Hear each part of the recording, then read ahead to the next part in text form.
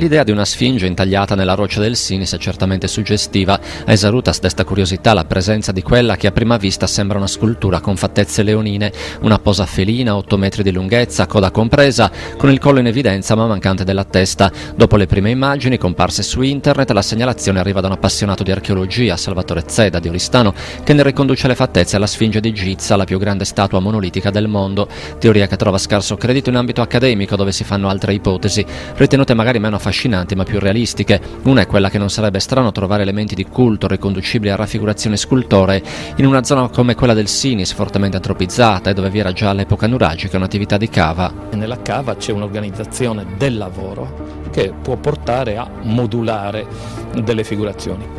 L'altra è che a scolpire la roccia possa essere stata la natura, che nell'isola ha già regalato giochi sorprendenti come la faccia dell'orso a Palau, la roccia dell'elefante a Sedini, il faccione di Macomere, forse anche la cosiddetta Sfinge della Sardegna sulla costa di Teolada.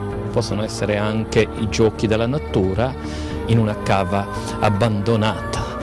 Dunque io credo che si debba approfondire il discorso nell'ambito di una lettura complessiva delle cave, della panchina tirreniana, della costa e dell'entroterra del Sinis.